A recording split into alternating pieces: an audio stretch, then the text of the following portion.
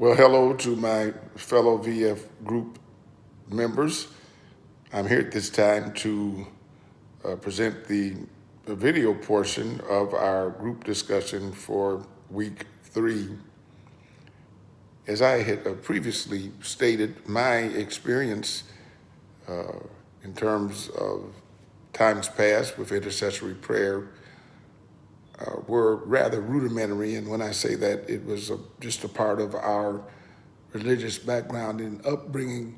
I'm not sure that we had a sophisticated theological label for it. We didn't call it intercessory prayer, but it was just ensconced in our church practice to pray for others. And I remember many times at the Pentecostal church I was raised up in Detroit. It was a very large congregation, and we might take 10 to 15 minutes during the Sunday morning service simply taking prayer requests and names and families and circumstances and situations would be called out. When I was young, I used to think it was way over the top, or perhaps I was just bored at the length of it all as a little kid. But when I reflect, we were being taught to intercede for others. Presently, the churches that I pastor, we regularly engage in intercessory prayer. COVID-19 has really just pushed us to a whole nother realm of prayer.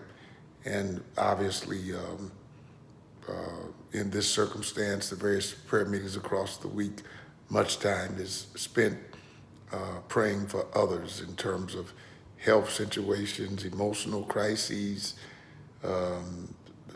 spiritual need. The list goes on. And I do think a lot of what is going on now is in response to this pandemic that has enveloped our world. But in truth, again, it has always been our practice because it is who we are. When I listen to John 17,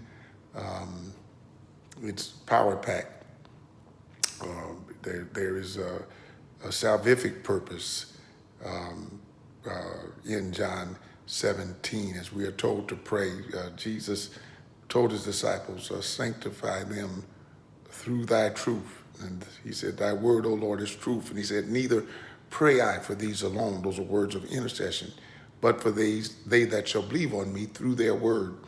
And in just those words recorded there, I hear generational overtones that every generation should pray for successive generations, that we should pray that God would save souls and in truth carry out the edict of the Lord's Prayer when he told us to pray, thy kingdom come.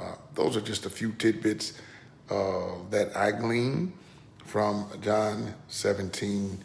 And I have several individuals for whom I'm praying as a pastor. I don't want to call their names out for confidentiality's sake. But my prayer is that God will save them, that he will anchor them in the faith, that he will help some of them overcome habits that are not purposeful in their lives, but rather are destructive, and that they will fully come to know the love of Jesus.